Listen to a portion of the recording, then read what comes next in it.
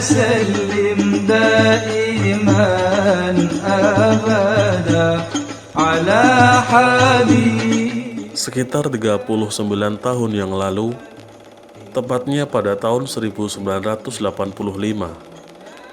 dimulailah pembangunan awal Pondok Pesantren Nurul Haramain, yang mana saat itu pembangunan meliputi mushola, tempat tinggal santri, dan tempat tinggal pengasuh.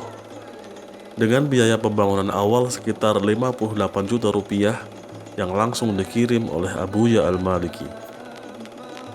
Abuya berpesan, pembiayaan pembangunan pondok ini adalah dari uang saya yang paling halal, dari hasil kerja saya sendiri, bukan zakat dan bukan hadiah.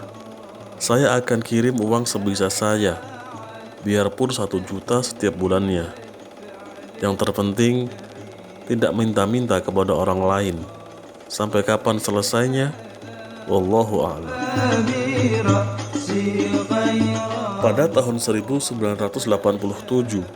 tepatnya 4 Desember 13 Rabiul Akhir 1408 Hijriyah, Abuya rawuh untuk meresmikan pondok ini.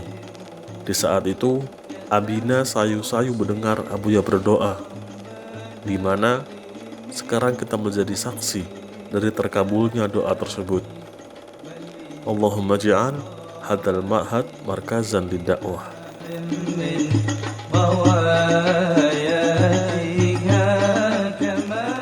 Sejalan dengan tujuan pondok ini, yaitu menjadi pusat dakwah Islam, dan sebagai langkah inqadul ummah, menyelamatkan generasi, maka di tahun 1996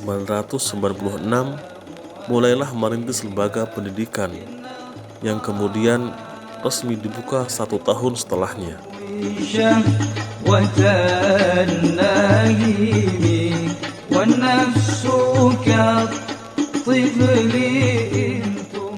Musabab semakin bertambahnya siswa, para jamaah dan simpatisan, serta banyaknya kegiatan-kegiatan yang ada, maka dibangunlah pendopo sebagai sentral dari kegiatan-kegiatan yang dilaksanakan.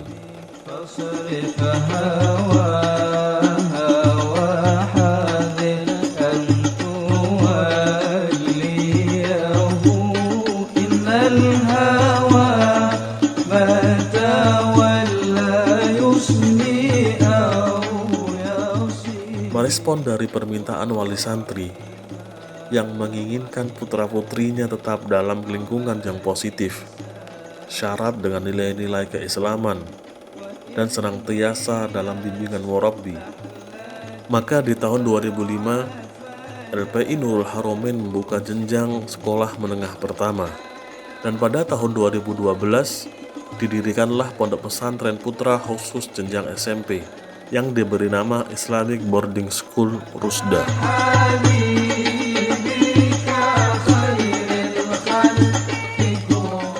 Selain berkonsentrasi dalam bidang dakwah dan pendidikan, pesantren ini juga perhatian dengan kemandirian ekonomi, dengan adanya swalayan Al-Ghina yang menyediakan kebutuhan sehari-hari, serta usaha air minum Kizulal, di mana sebagian besar keuntungannya untuk perkembangan pesantren.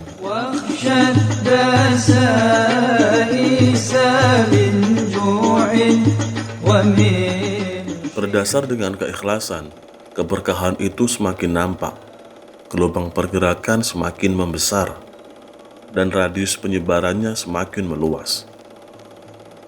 Maka di tahun 2012 dimulai pembangunan gedung serbaguna, yang oleh Abina diberi nama Geraha Amna, merujuk pada surat Al-Baqarah ayat 125.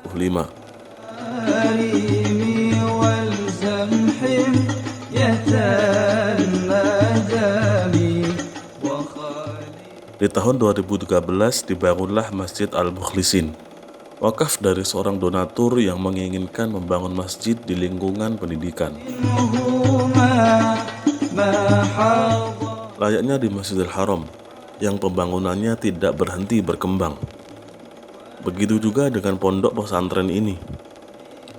Setelah selesai dengan satu bangunan, diteruskan dengan membangun yang lain. فإذا فرغت فانصب. أعرف كيد الخصم والحكم أستغفر. Dengan sebelumnya mempunyai tempat pertemuan, yaitu pendopo dan gedung Amna, di tahun 2020, Abi menghendaki untuk memperluas tempat pertemuan, yaitu dengan membangun bangunan baru di atas pendopo, sehingga nantinya antara gedung Amna dan gedung dakwah saling terhubung. Selain memperbanyak kapasitas jamaah, hal ini juga membuat antara jamaah ikhwan dan jamaah akhwat saling terpisah. فما قولي لك استقيمي. Seiring dengan berjalannya waktu, pesantren ini terus berkembang, layaknya bola salju, kian hari kian membesar.